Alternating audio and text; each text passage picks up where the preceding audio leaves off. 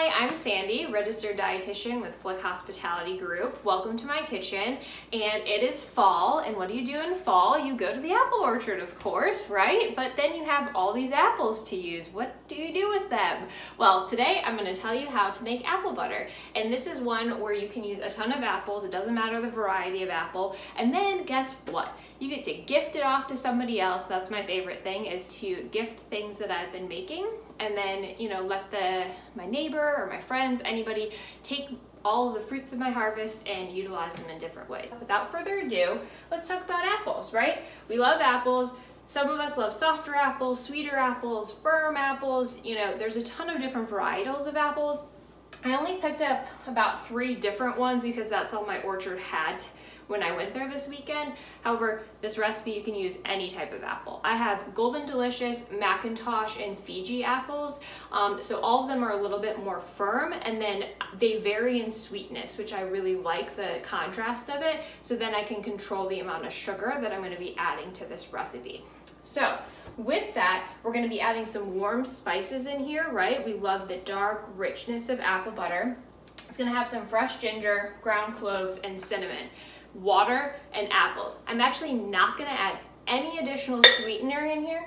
You can add more if you want to, but literally the apples are so sweet right now. That's the best part. We're not gonna add any sugar in this recipe. I have peeled, cored, sliced my apples, and I don't know if you can see this, but it's pretty cool. So you can definitely see the different colors in my bowl, right? So of all the different varieties of apples, so the Golden Delicious is obviously gold in the center.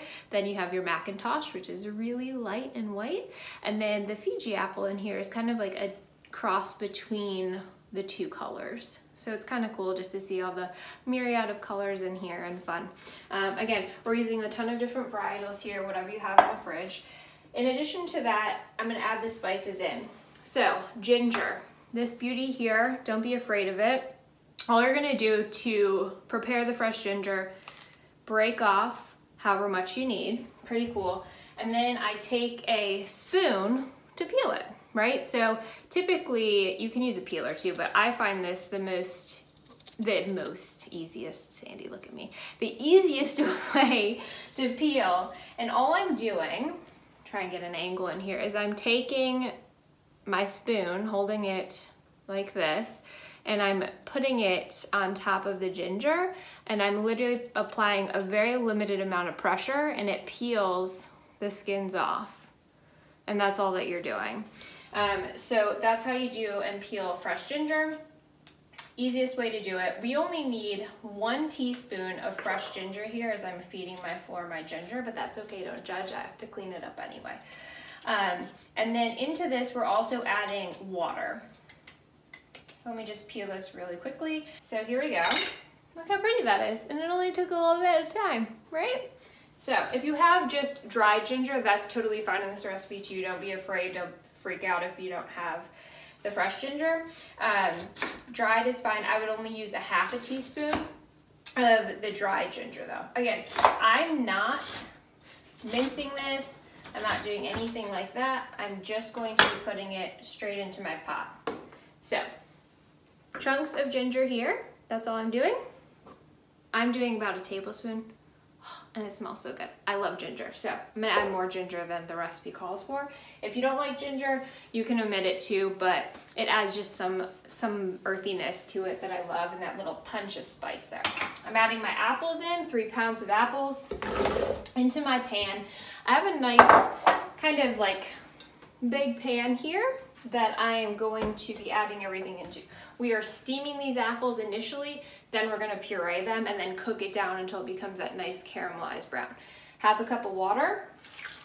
I know you're gonna think that's not a lot of water, but there's a ton of water already in your apples, so that's gonna be released as we start to cook. Then for cloves, we're adding a ½ teaspoon of cloves, fresh ground cloves in here. If you're always wondering what do I do with these cloves, this is the recipe you use them in. ½ teaspoon. You don't want to overpower it with cloves. It's easy to do that. So ½ teaspoon, no more on the cloves. Ground cinnamon here. We're not using cinnamon sticks because we want the cinnamon to actually stay in the apples when we're done. We're using 1 teaspoon of fresh ground cinnamon into this mixture. And that, folks, is all we're adding to this, right? Pretty crazy simple. And I know you have these ingredients on hand. So turning my stove on, I'm going to cook this for about 8 to 10 minutes. I'm literally bringing it up to a boil, then covering it, letting it steam for 8 to 10 minutes, just until the apples are tender. And then after that, we're gonna puree it in the blender, and I will catch back up with you shortly. I wanted to show you what it looks like as the mixture starts to come to a boil. And so you can see here that it's just starting to come to a boil. All I'm gonna do is stir this a little bit to incorporate the spices so they're not stuck onto one apple and nothing else.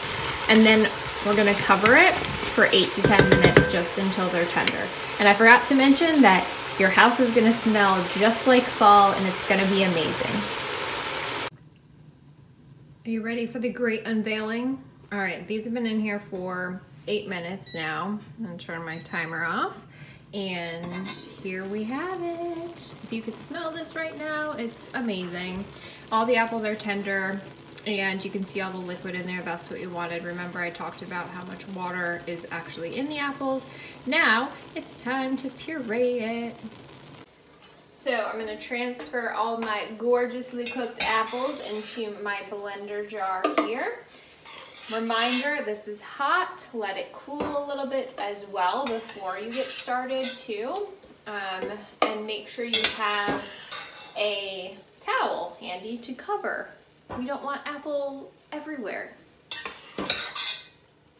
Blender lid on top. Trusty towel on top of this, right? Because it's a little bit hot still. And then we're gonna blend just until it's smooth. And we're smooth. So with that, if you needed to add, I didn't need to add more water because I had enough from the apples and the ½ a cup of water that I already added. You can, if you notice it's not pureeing, add a tablespoon at a time, a little bit more water just until it starts to come together, which is fine because we're gonna cook this anyway to the consistency that we want. So you can see here, everything is pureed nice and beautifully. Oh, I can't get over the smell. And now we're ready to get back into our pot. So let's put this in here. Now all I'm going to do is literally turn the heat down because it's already boiling a little bit. And then we're going to cover it and stir it every 10 to 15 minutes for an hour, or until that deep dark brown coloring is achieved, that caramelization. All right, it's been an hour. So you can see how beautifully golden brown this is, caramelized and gorgeous. That's what we're looking for when we're talking about apple butter.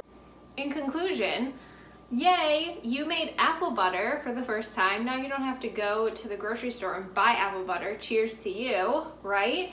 And now you can impress your friends by saying, look, I can make apple butter. It's super easy, very limited ingredients, no added sugar into this, and your whole house smells like fall. How can you beat that?